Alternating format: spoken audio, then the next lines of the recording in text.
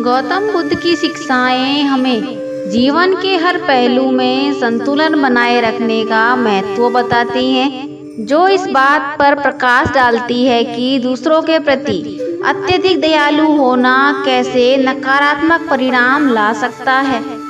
यह कहानी उस समय की है जब गौतम बुद्ध अपने शिष्यों के साथ एक गांव में प्रवास कर रहे थे।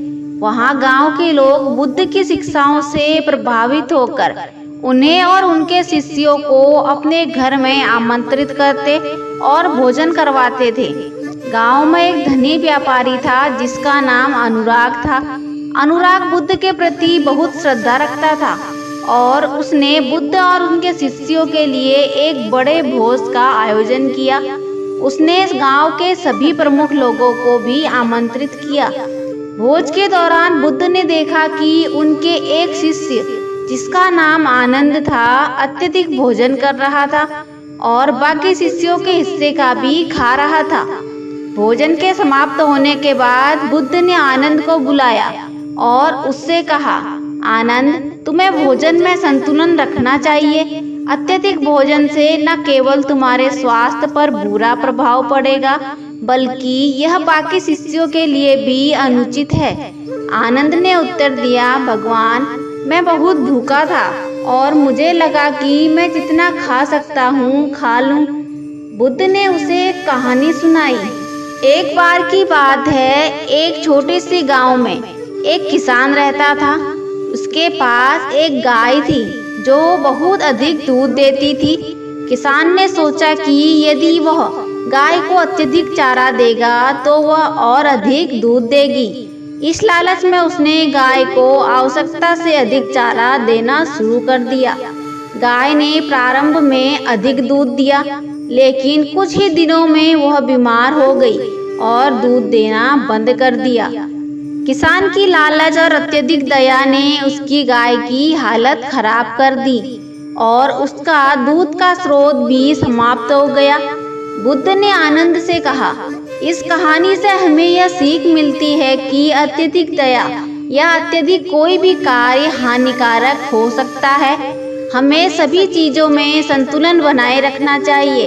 यदि हम किसी व्यक्ति पर अत्यधिक दया करते हैं तो वह व्यक्ति उसका गलत फायदा उठाता है और स्वयं का संतुलन खो सकता है। इसके बाद बुद्ध ने एक और कहानी सुनाई। प्राचीन काल में एक राजा था जो बहुत ही दयालु था। उसके राज्य में हर कोई उसकी दयालुता की प्रशंसा करता था। एक दिन राजा के पास एक गरीब व्यक्ति आया और उसने अपने कष्टों की कहानी सुनाई। राजा ने तुरंत उस व्यक्ति को बहुत सारा धन दे दिया। कुछ दिनों बाद उस व्यक्ति ने सारा धन जुआ में हार दिया और फिर से राजा के पास आया। इस बार भी राजा ने उसकी मदद की। यह सिलसिला चलता रहा और राज्य के अन्य गरीब लोग भी राजा के पास आने लगे और उसने सबको उदारता से धन देना शुरू कर दिया। राज्य का खजाना धीरे धीरे खाली होने लगा और राज्य की आर्थिक स्थिति खराब हो गई। राजा ने जब देखा कि उसकी दया से राज्य को नुकसान हो रहा है तो उसने अपने मुख्य सलाहकार से परामर्श किया। सलाहकार ने राजा को समझाया, महाराज, आपकी दयालुता अद्वितीय है, परंतु किसी भी चीज की अति हानिकारक होती है। हमें दया और अन्य सभी कार्यों में संतुलन बनाए रखना चाहिए ताकि राज्य और उसकी प्रजा दोनों ही स्वस्थ और संतुलन रहे। गौतम बुद्ध ने आनंद से कहा, इस प्रकार हमें दया और अन्य सभी कार्यों में संतुलन बनाए रखना चाहिए। अत्यधिक दया से हम न केवल स्वयं को बल्कि दूसरों को भी नुकसान पहुंचा सकते हैं। इस घटना के बाद आनंद ने बुद्ध के प्रति अपनी कृतज्ञता व्यक्त की और समझा कि सभी चीजों में संतुलन रखना कितना महत्वपूर्ण है।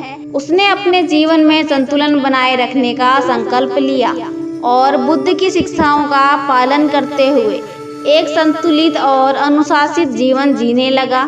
इस प्रकार गौतम बुद्ध ने सिखाया कि हमें दूसरों के प्रति दयालु होना चाहिए, लेकिन इसका मतलब यह नहीं है कि हम अपनी या समाज की भलाई के खिलाफ जाएं। संतुलन बनाए रखना ही सही मार्ग है। तो दोस्तों आपको ये स्टोरी कैसी लगी? ऐसी और मोटिवेशनल स्टोरी के लिए मेरे चैनल को सब्सक्राइब करें, वीडियो को लाइक एंड शेयर करें।